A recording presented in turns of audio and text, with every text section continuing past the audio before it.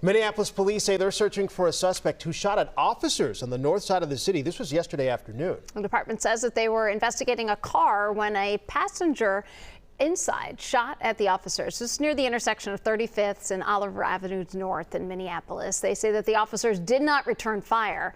Well, shelter-in-place warning that was issued in the neighborhood as police went searching for the shooter. They still can't find the guy. They're looking, searching high and low. They got dogs, SWAT team. Police say nobody was hurt. And new this morning, a Minneapolis woman is charged in the death of her 2-year-old grandson. Court documents filed late last week show the 2-year-old died of a fentanyl overdose, and now the 42-year-old grandmother of the boy is facing 1 count of second-degree manslaughter. On March 18th, police were called to a known residence on a report of a child not breathing. Officers found drug paraphernalia in the home. The woman is not in custody, and the state has requested a warrant for her arrest. It was a close call for an officer. This is after a suspected drunk driver slammed into his squad car. It happened over the weekend in Champlin. So the officer was in the middle of a traffic stop at the time, was not seriously hurt. But investigators say this is a prime example of why it's important to follow those Minnesota move over laws. Show me your hands! Show me your hands! New video of a wild chase in Chaska. It started on the street. Police say a man was driving with no lights Sunday night. When an officer stopped him, he jumped out and took off running, but they eventually caught him. Investigators then found out he did not have a license. The state revoked it because he has a history of dangerous driving. We're following a developing story out of California this morning. Investigation underway after an Air Force B-52 bomber crashed Monday afternoon. It killed 8 people. Air Force leaders say there were military personnel, government civilians, and government contractors on board. So the plane had just taken off from Edwards Air Force Base in the Mojave Desert. You can see here this large plume of black smoke. It could be seen for miles after the crash. It's 6:04. Let's head to the live desk. Maria Lisignoli is joining us because, Maria, I know that you are continuing to follow the deal with Iran and this G7 summit that's happening in Europe today. Yes, that's right. President Trump is celebrating a framework for peace between the U.S. and Iran. During a meeting with French President Emmanuel Macron, he told reporters it's already signed. U.S. officials say the agreement ends the fighting, reopens the Strait of Hormuz, and lifts the U.S. naval blockade on ships bound for Iranian ports. It also establishes a 60-day window for talks on Iran's nuclear program and grants financial rewards if Iran makes major concessions, including a $300 billion rebuilding fund. An in-person signing is scheduled for Friday in Switzerland. But I think a lot of great things are going to happen in the Middle East right now, and very importantly, the oil is plummeting down.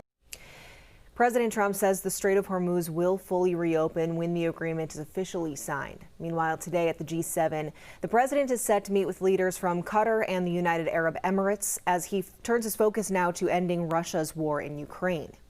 All right, Maria, still lots of details to be worked out, but we appreciate the update. Thank you.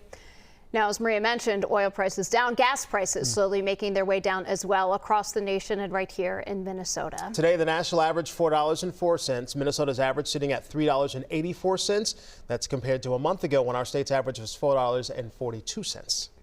So back in 2020, Hennepin County set out on a mission. This was to plant 1 million trees by 2030. So recently, they have hit the halfway point of the goal. They need your help to get across that finish line. Our Barrett Leone joins us now at one of those recent planting locations. Barrett, good morning.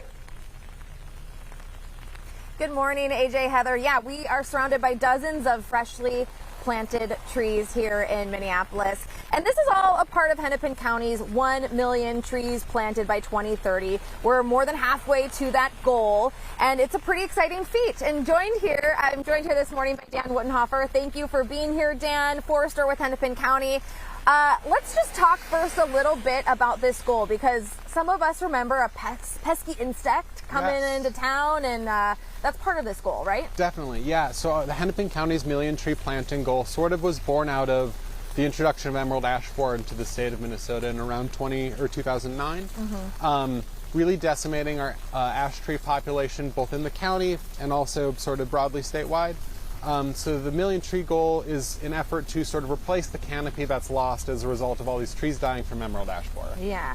And spring planting might be over for Hennepin County, but residents can still plant trees, and you're encouraging folks to do that.